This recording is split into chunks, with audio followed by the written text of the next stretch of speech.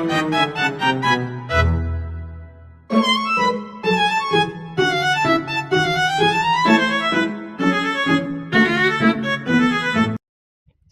y bienvenidos a un nuevo episodio. Hoy vamos a realizar un recorrido por todo lo avanzado en Sistemas Digitales 1. Como estudiantes de Ingeniería Biomédica, sabemos que es muy importante comprender estos fundamentos, ya que son la base de todo el equipamiento de diagnóstico, instrumentación y el control que veremos a lo largo de nuestra vida profesional. Vamos a empezar entendiendo la necesidad de lo digital. En el mundo físico, todo es analógico. Las variables como la temperatura o la presión varían de forma continua en el tiempo. Sin embargo, procesar señales analógicas es bastante complejo. Para evitar errores del ruido eléctrico, la electrónica digitaliza estas señales mediante el muestreo y la cuantificación, llevándolas a niveles discretos de encendido o apagado. Para que una máquina procese esta información discreta, necesita un lenguaje. Históricamente, la humanidad usó el sistema decimal en base 10, pero la electrónica se fundamenta en el sistema binario en base 2, que utiliza únicamente ceros y unos. Al trabajar con circuitos, leer largas cadenas de unos y ceros es bastante impracticable. Por eso utilizamos sistemas equivalentes más compactos. Tenemos el sistema octal en base 8 que agrupa dígitos binarios de 3 en 3 usando números del 0 al 7. Y el más importante en la informática actual, que es el sistema hexadecimal en base 16, que este agrupa bits de 4 en 4 utilizando números del 0 al 9 y las letras de la A a la F para los valores de 10 a 15. Convertir entre ellos es fundamental. Por lo cual, para pasar de decimal a binario, octal o a decimal, utilizamos divisiones sucesivas por la base distinto. Mientras que para volver al decimal multiplicamos por las potencias de dicha base. No solo contamos, también operamos, ya que en el sistema binario realizamos sumas, restas, multiplicaciones y divisiones con la misma lógica que en el decimal, acarreando unos cuando sobrepasamos el límite de la base. La verdadera genialidad ocurre cuando representamos números negativos para las restas. Para optimizar la memoria utilizamos el signo y la magnitud, donde el primer bit indica el signo. Al complemento 1, donde invertimos todos los ceros y unos, y el más utilizado en las computadoras, que es el complemento 2, que resuelve el problema matemático del doble cero y permite hacer restas utilizando circuitos sumadores. Finalmente, esta información debe codificarse. Utilizamos el código BCD natural, que sería el BCD 8421, que representa cada dígito decimal del 0 al 9, usando exactamente 4 bits. También analizamos códigos no ponderados como el exceso 3, el código AIKE 2421 y el famosísimo código ASCII, que emplea 7 bits para representar hasta 128 símbolos y caracteres alfanuméricos, permitiendo que las máquinas procesen texto humano. ¿Cómo nosotros materializamos estos ceros y unos en la vida real? Primero, debemos entender cómo pasamos de un mundo totalmente analógico, continuo en el tiempo, a uno que es totalmente digital. Para ello, en la electrónica actual aplicamos lo que viene siendo el muestreo, que consiste en tomar valores de la señal a intervalos regulares, y la cuantificación, que le asigna a cada muestra un nivel discreto de amplitud. Todo este mundo digital procesado habita dentro de los circuitos integrados. Estos son cristales semiconductores de silicio donde se agrupan transistores, diodos, resistencias y capacitores interconectados entre sí. Dependiendo de cuántas compuertas lógicas tengan dentro, se clasifican por su nivel de integración, desde el SSI, integración a pequeña escala, que contiene unas pocas compuertas, pasando por MSI y LSI, hasta llegar a VLSI, que agrupa miles de compuertas lógicas en un solo chip. Dentro de estos integrados residen las famosas familias lógicas. ¿Por qué se distinguen? Estas básicamente se distinguen gracias al tipo de semiconductor que utilizan y cómo se interconectan para formar la compuerta básica, que suele ser una NAND o una NOR en su defecto. Las estrellas indiscutibles y de las que más hablamos y usamos son las TTLs y las CMOS. La familia TTL o Logic Transistor fue introducida por Texas Instruments en 1964 y usa transistores bipolares. Se volvió un estándar mundial, básicamente, especialmente identificable por su serie 74 para uso comercial y la serie 54 para uso militar. Por su parte, la familia CMOS, que es el semiconductor de óxido de metal complementario, utiliza un conjunto de transistores MOSFET de canal N y de canal P. Su mayor éxito comercial, a partir de su clásica serie la 4000, se debe a su bajísima disipación de potencia, que también tiene una característica muy buena, que es un súper, que es su excelente inmunidad al ruido.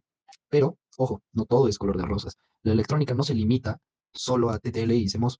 Existen también otras familias vitales de la historia y aplicación de los circuitos integrados. Por ejemplo, tenemos la RTL, que es la lógica de resistencia transistor, que fue una, se puede decir, de las pioneras en esto. También estudiamos lo que viene siendo la SL, que es la lógica de acoplamiento de emisor, famosa por ser súper rápida. Y las familias basadas en semiconductores puros, como son la NMOS o la PMOS. Y obviamente no nos vamos a olvidar de la tecnología BCMOS, que es fascinante, porque a mi parecer combina lo mejor de ambos mundos, que son la velocidad de los transistores bipolares con el bajo consumo de los transistores MOSFET. A partir de todas estas tecnologías, fabricamos todas las compuertas lógicas que conocemos, como son AND, OR, NOT, NAND, NOR y XOR. Sin embargo, en la práctica no basta con saber cómo funciona la compuerta. Nosotros como ingenieros debemos manejar parámetros críticos como los niveles de voltaje de trabajo definidos por los fabricantes. Básicamente estos voltajes son los voltajes que la compuerta reconoce como entrada alta o baja. Y también hay voltajes que la compuerta entrega a su salida, básicamente. Ahora bien, sin importar si usamos la familia TTL o CMOS, el corazón lógico de estos integrados son las compuertas lógicas. Para entender su comportamiento, los ingenieros usamos nuestra herramienta más confiable, que es la tabla de verdad. Esta tabla nos muestra todas las combinaciones posibles de unos y ceros en las entradas y nos dicta exactamente qué valor lógico tendremos a la salida. Vamos a repasar cómo funciona cada una de las compuertas basándonos en sus ecuaciones y tablas de verdad. Primero la compuerta NOT, o la denegación, básicamente. Es la más sencilla y directa. Como su nombre lo indica, su única función es invertir la señal. Su tabla de verdad nos dice que si a la entrada tenemos un cero, a la salida habrá un uno. Y si a la entrada tenemos un uno, a la salida habrá un cero. De ahí tenemos la compuerta AND. Realiza una multiplicación lógica, representada matemáticamente como A multiplicada por B. Su tabla de verdad es muy estricta. La salida será uno solo si y solo si, única y exclusivamente, si la entrada tanto A y la entrada B son uno al mismo tiempo. De ahí tenemos la compuerta OR, que realiza una suma lógica, representada como A más B. Su tabla de verdad es mucho más relajada, por decirlo así, porque basta con que una sola de sus entradas sea uno, ya sea A, sea B o ambas, para que la salida también sea uno. Ahora, tenemos las que son compuertas NAND y NOR. Son las versiones negadas de las anteriores. Se equivale como una compuerta AND junto con una NOT o una compuerta OR junto con una NOT. Sin embargo, estas ya tenemos las dos integradas, teniendo como resultado las NAND y NOR. La NAND equivale a A por B, todo negado, y la NOR a A más B, todo negado. Sus tablas de verdad nos entregan exactamente los valores inversos a las compuertas originales. Luego, por último, tenemos la compuerta OR exclusiva o XOR. Este es súper interesante. Su operación es A por B negado más A negado por B. Según su tabla de verdad, la salida solo será 1 si las entradas son diferentes entre sí. Si ambas son iguales, o sea, ambas 0 o ambas 1, la salida es 0. ¿Y cómo llevamos esto al diseño de circuitos? Todo nace de una necesidad. Imaginen que queremos diseñar un sistema que encienda un motor solo si dos sensores específicos están activos, pero un tercer sensor de emergencia está apagado. El proceso de diseño tiene tres pasos mágicos. El primero es traducir esa necesidad del mundo real a una tabla de verdad. Segundo, extraemos de esa tabla una ecuación booleana, usando sumas de productos o productos de suma, min términos o max términos. Y tercero, implementamos esa ecuación armando el hardware. Conectamos nuestras compuertas en el protoboard usando los integrados correspondientes, como por ejemplo, cuando utilizamos el clásico chip de entrada de tres entradas, que es el 7427, para manejar operaciones con compuertas NOR en nuestros laboratorios. Es decir, transformamos pura matemática y tablas lógicas en un circuito de control funcional y tangible. Diseñar un circuito directamente desde una tabla de verdad larga nos va a dar una función enorme, por lo cual, si nosotros armamos sin simplificar, vamos a gastar decenas de integrados, vamos a ocupar muchísimo espacio y esto va a hacer que aumente el retardo de la señal, por lo cual podemos utilizar el álgebra de Boole para optimizar. A través de sus teoremas matemáticos podemos reducir términos y variables. Sin embargo, simplificar algebraicamente a mano es largo y el riesgo de equivocarse es bastante alto, por lo cual vamos a utilizar los mapas de Carnot. Un mapa de Carnot traslada las combinaciones de la tabla de verdad a una cuadrícula en 2D y lo organiza por el código Gray, permitiéndonos agrupar visualmente los unos o ceros. Visualmente eliminamos las variables que cambian y obtenemos una función bastante reducida. Pero, ¿qué pasa si nuestro circuito tiene 6, 7 o más variables? El kernel deja de ser viable. Ahí nosotros vamos a reducir el método de Kin-Maklowski, un método que es bastante tabular y sistemático. Al ser puramente algorítmico, no depende de la habilidad espacial del ingeniero. Y es el estándar que utilizan los softwares de síntesis para optimizar el hardware de las computadoras. Siempre debemos validar estas funciones, minimizadas, simulándolas en programas como Proteus, por ejemplo, antes de comprar los componentes. Con estas ecuaciones minimizadas, vamos a construir lo que son los circuitos combinacionales. Su definición técnica es estricta. Un sistema digital es combinacional cuando sus salidas dependen única y exclusivamente del valor de sus entradas en un momento dado. No existe retroalimentación ni retención de memoria. Si la entrada cambia, la salida cambia inmediatamente. No hay una memoria pasada. En esta categoría, en este tema, estudiamos bloques súper útiles, como son los codificadores y decodificadores. Son básicamente los traductores. Un codificador puede tomar 10 botones pulsadores y convertirlos a un código binario en BCD. El decodificador hace el proceso opuesto. Por ejemplo, va a tomar un código binario y va a activar segmentos específicos en un display de 7 segmentos para que podamos ver el número en decimal. De ahí tenemos los multiplexores o MUX y los demultiplexores, los demux, que actúan como conmutadores de líneas. ¿Qué permite el multiplexor? El multiplexor permite que múltiples señales de entrada compitan por una única línea de salida, usando pines de selección. Son vitales en el área de telecomunicaciones. Y no olvidemos también la parte aritmética, que en este caso son los sumadores y restadores, ya que estos, a través de la lógica combinacional y el uso del complemento a dos, creamos circuitos capaces de realizar operaciones matemáticas en tiempo real, como lo son la suma y la resta. Entonces, estos dos son el verdadero núcleo de cualquier procesador. Una computadora no puede funcionar sin memoria. Si presiono una tecla, la computadora debería recordarla. Aquí entran los reyes de la electrónica compleja, los circuitos secuenciales. En ellos, la salida no solo depende de la combinación actual de las entradas, sino que también de la historia pasada, es decir, el estado anterior del sistema. Esto se logra introduciendo una retroalimentación, conectando las salidas directamente de vuelta a las entradas. La celda básica de memoria síncrona se llama latch. Podemos construir un latch RS, reset set, cruzando dos compuertas NOR o dos compuertas NAND.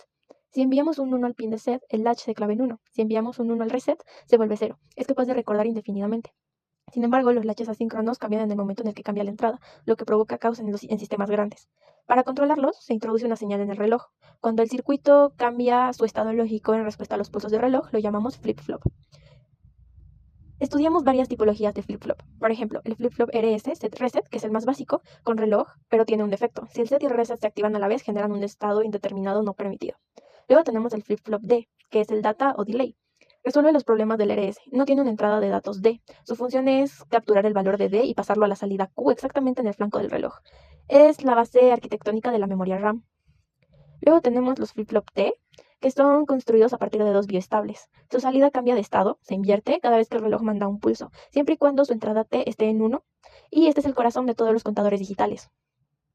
Y por último tenemos el flip-flop JK, que es el más completo y el más versátil. Tiene las ventajas del RS, pero si ambas entradas J y K están en 1, no colapsa, sino que invierte su estado propio como un flip-flop T. Además, la mayoría cuenta con pines asíncronos de preset y clear, que permiten forzar la salida a 1 o 0 sin importar la señal de reloj. A partir del comportamiento síncrono de estos flip-flops, somos capaces de construir registros de desplazamiento, bancos enteros de memoria y diseñar contadores y máquinas de estados. Hacer que la electricidad obedezca a las matemáticas a través de compuertas lógicas para luego almacenar esa información usando sistemas secuenciales sincronizados por un reloj es el arte de la electrónica digital. Todo lo complejo que usamos hoy en día, desde una resonancia magnética hasta el celular que tenemos en nuestras manos, nace de aquí. En eso nos ha ayudado la materia de sistemas digitales 1. Básicamente, unificar toda la teoría y ver todo el panorama completo, desde lo más simple hasta lo más complejo, y ver que las compuertas lógicas, la álgebra booleana y todos los componentes que hemos avanzado el anterior semestre se encuentran en el día a día.